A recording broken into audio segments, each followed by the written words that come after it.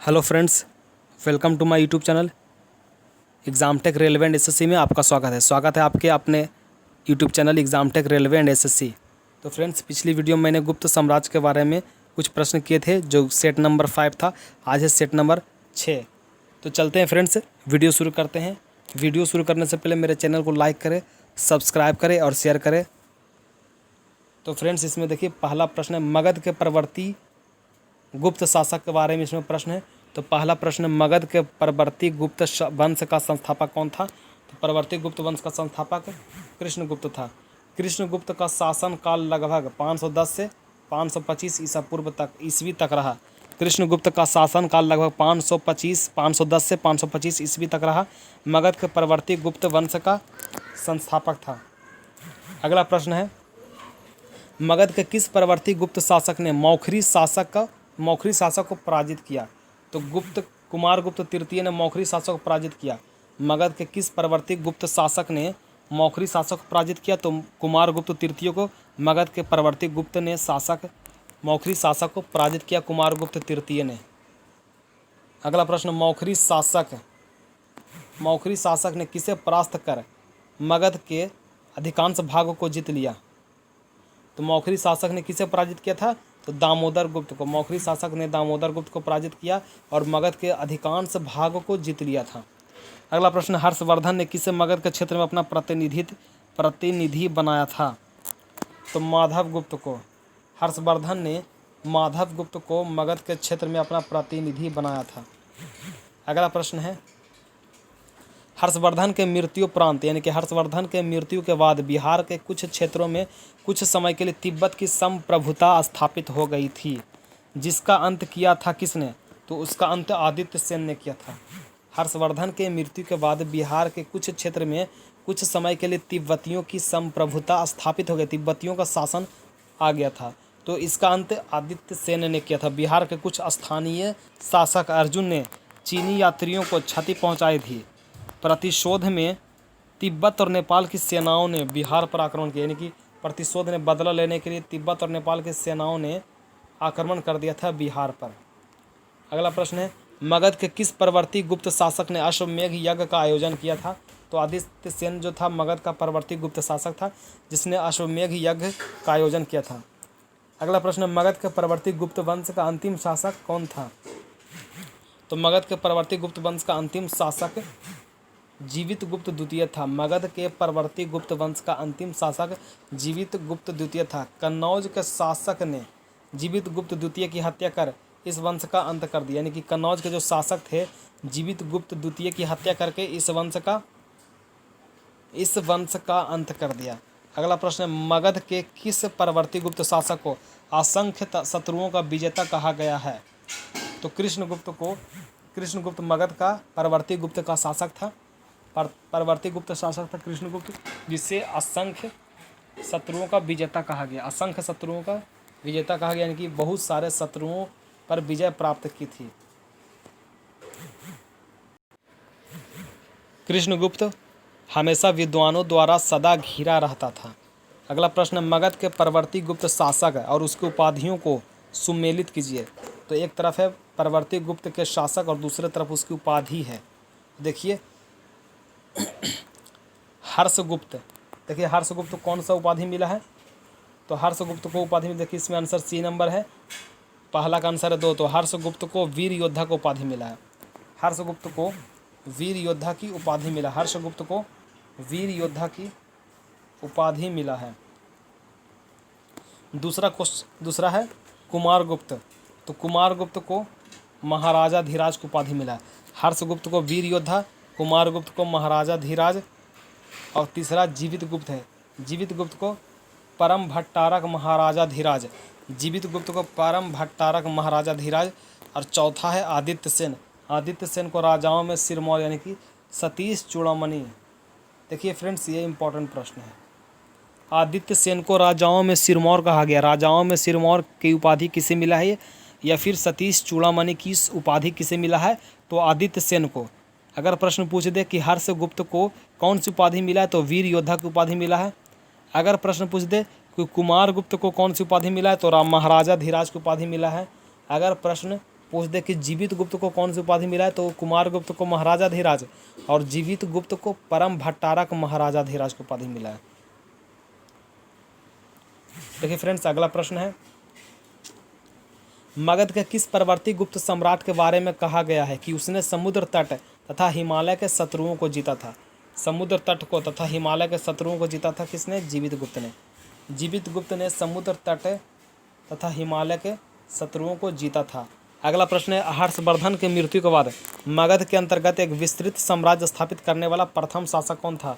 हर्षवर्धन की मृत्यु के बाद मगध के अंतर्गत एक विस्तृत साम्राज्य यानी कि फैला हुआ साम्राज्य स्थापित करने वाला शासक, प्रथम शासक कौन था? तो आदित्य सेन जो था प्रथम शासक था, जो हर्षवर्धन के मृत्यु के बाद विस्तृत साम्राज्य स्थापित करने वाला पहला शासक था।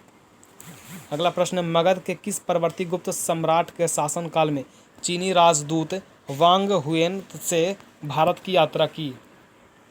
तो आदित्य सेन के शासनकाल में चीनी यात्री वांग हुएन से भारत की यात्रा की थी। अगला प्रश्न है, मगध के परवर्ती गुप्त शासकों का सही क्रम क्या है? तो परवर्ती गुप्त शासकों का सही क्रम देखिए, इसमें आंसर फ्रेंड्स है वी नंबर। तो परवर्ती गुप्त शासकों का सही क्रम है, सबसे पहले कृष्णगुप्त का शासन था, उसके बाद हर्षगुप्त, उसके बाद जीवित गुप्त, उसके बाद कुमार गुप्त, उसके बाद दामोदर गुप्त, उसके बाद महासेन गुप्त, उसके बाद देवगुप्त, उसके बाद माधव गुप्त और अंत में आदित्य सेन। देखिए फ्रेंड्स, इस तरह के प्रश्न पूछे नहीं जाते हैं, ये ऐसे ही दे दिया गया। इसमें गुप्त शासकों का सही क्रम क्या है? तो इसका आंसर वी नंबर है। तो इस तरह के प्रश्न रेयर केस में पूछे जाते हैं, इसे घबराना नहीं है। अगला लेसन है गुप्तोत्तर युग और बिहार। ये भी गुप्त काल का ही वर्णन इसमें किया गया है, गुप्त काल का ही प्रश्न है बिहार के बारे में। देखिए बीपीएससी 40वीं में पूछी गई है। देखिए पहला नंबर प्रश्न है, चीनी यात्री इत्सिंग बिहार का भ्रमण किया, लगभग कब किया था चीनी यात्री इत्सिंग? चीनी यात्री इत्सिंग 673 ईस्वी में बिहार का भ्रमण किया था। इत्सिंग ने 675 ईस्वी से लगातार 10 वर्षों तक नालंदा विश्वविद्यालय में शिक्षा प्राप्त की। चीनी यात्री इत्सिंग बिहार 673 ईस्वी में आया था और 675 ईस्वी से लगातार 10 वर्षों तक यानी कि 685 ईस्वी तक, 675 से 685 ईस्वी तक नालंदा विश्वविद्यालय में लगातार 10 वर्षों तक शिक्षा प्राप्त की थी। अगला प्रश्न है, हर्षवर्धन के शासन समय में बिहार राज्य में कौन सा विश्वविद्यालय प्रसिद्ध था?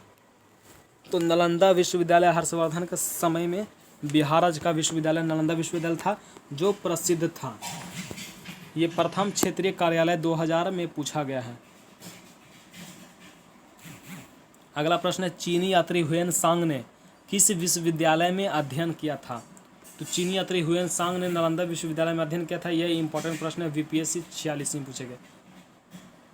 हुएन सांग ने नालंदा विश्वविद्यालय से 635 से 640 ईस्वी यानी 5 वर्षों तक अध्ययन किया था नालंदा विश्वविद्यालय में। अगला प्रश्न है, हुएनसांग ने पाटलिपुत्र की यात्रा किस वर्ष में की थी? तो हुएनसांग ने पाटलिपुत्र की यात्रा सन 635 ईस्वी में किया था। हुएनसांग ने पाटलिपुत्र की यात्रा सन 635 ईस्वी में किया था। अगला प्रश्न है, बोध गया के महाबोधि वृक्ष को क्षति पहुंचाने वाला शासक कौन था?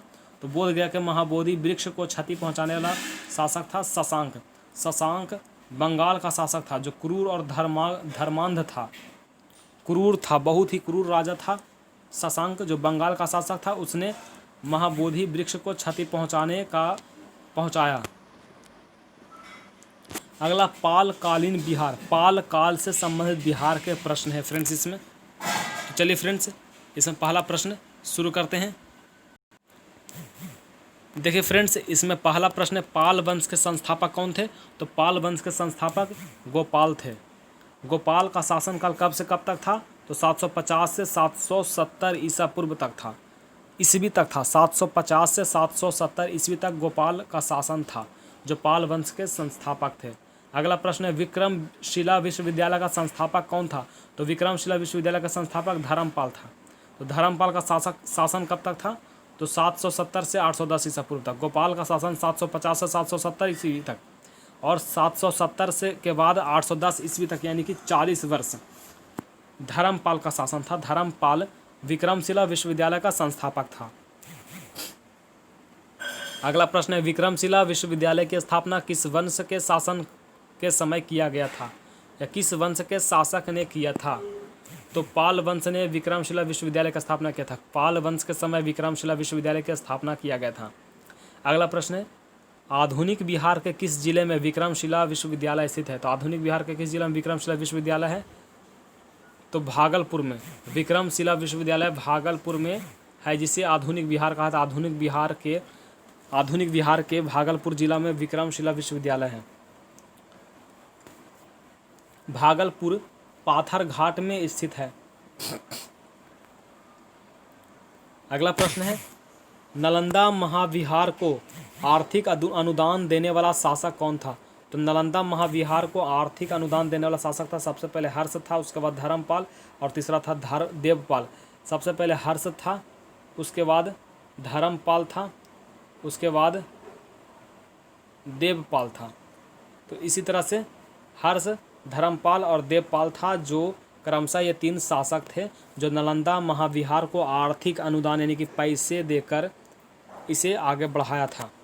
अगला प्रश्न है, मुंगेर बिहार का था। मुंगेर जिला, मुंगेर बिहार को अपनी राजधानी बनाने वाला पाल शासक कौन था? तो देवपाल। देवपाल था जो मुंगेर को बिहार की राजधानी बनाया था। मुंगेर को अपनी राजधानी बनाया था, बिहार की नहीं, सॉरी, बिहार की राजधानी ने अपनी राजधानी मुंगेर को बनाया था देवपाल ने। अगला प्रश्न है, पाल शासकों द्वारा बौद्ध धर्म के किस संप्रदाय को विशेष प्रोत्साहन दिया गया? तो बौद्ध धर्म के महायान को विशेष प्रोत्साहन दिया गया। पाल शासक द्वारा बौद्ध धर्म के किस संप्रदाय को?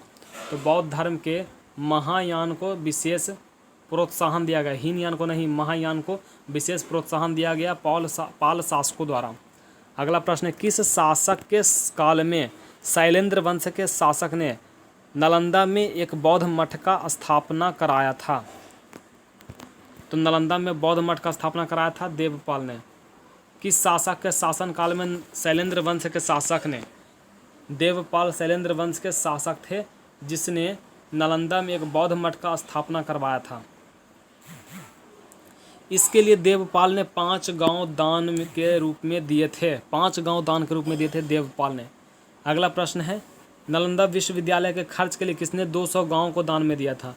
तो धर्मपाल ने 200 गांव को दान में दिया था नालंदा विश्वविद्यालय के खर्च के लिए। 200 गांव को दान में दिया था नालंदा विश्वविद्यालय के खर्च के लिए धर्मपाल ने। अगला प्रश्न है, किस शासक ने उदंतपुरी बिहार शरीफ में बौद्ध विहार की स्थापना करवाया था? तो गोपाल ने उदंतपुरी बिहार शरीफ में बौद्ध विहार की स्थापना कराया था।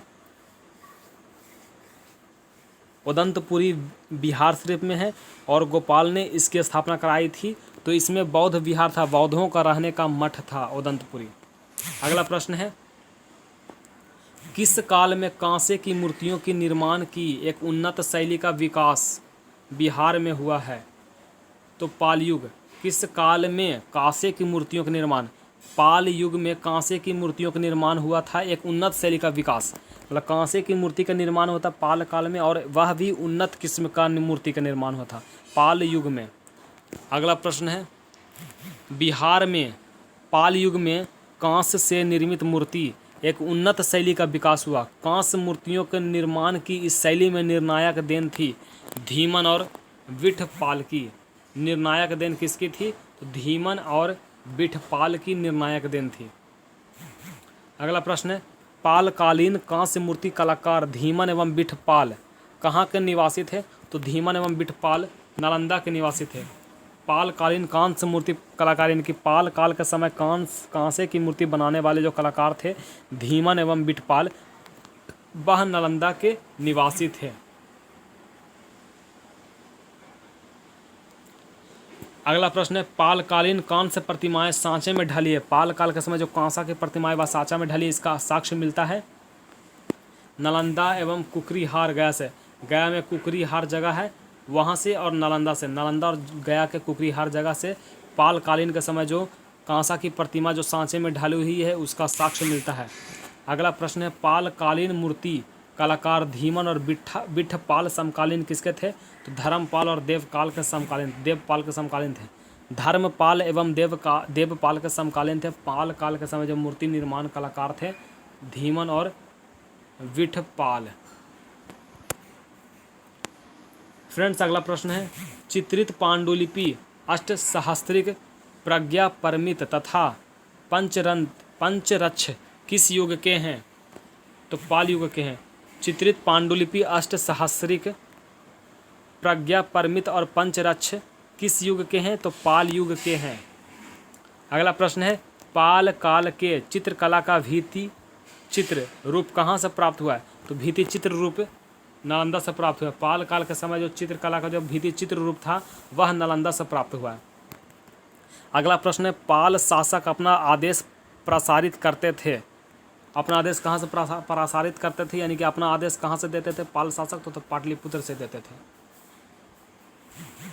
अगला प्रश्न है, पाल काल में श्रीनगर भुक्ति कहा जाता था।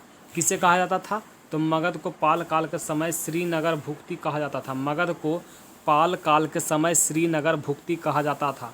संभवतः अंग पुंड वर्धन भुक्ति थे। संभवतः इसे अंग पुंड वर्धन भुक्ति भी कहा जाता था। अगला और सबसे अंतिम प्रश्न है फ्रेंड्स इस वीडियो का, देवपाल की अनुमति से सुमात्रा के राजा बलदेव पुत्र ने, देवपाल की अनुमति से सुमात्रा के राजा बलदेव पुत्र ने कहाँ विदेशी विद्यार्थियों के लिए छात्रावास का निर्माण करवाया था? तो नालंदा में विदेशी विद्यार्थियों को रहने के लिए छात्रावास का निर्माण कराया था देवपाल की अनुमति से, सुमात्रा का राजा बलदेव पुत्र ने। तो फ्रेंड्स ये थे आज का प्रश्न बिहार का, जो किसी भी एग्ज़ाम के लिए इम्पोर्टेंट है प्रश्न। तो फ्रेंड्स अगर आपको मेरा वीडियो अच्छा लगा फ्रेंड्स तो इसे लाइक करें, सब्सक्राइब करें और शेयर करें, साथ ही अपने दोस्तों को शेयर करें ताकि मुझे सपोर्ट मिले और मैं आपके सामने रोज़ एक नया वीडियो लेकर आऊँ। तो फ्रेंड्स आगे इसी तरह से आपको बिहार के स्पेशल प्रश्न दिए जाएंगे जिसमें 50 से 60 क्वेश्चन का एक सेट होगा और वो परीक्षा के दृष्टि से होगा। तो फ्रेंड्स आज के लिए इतना ही। Thank you.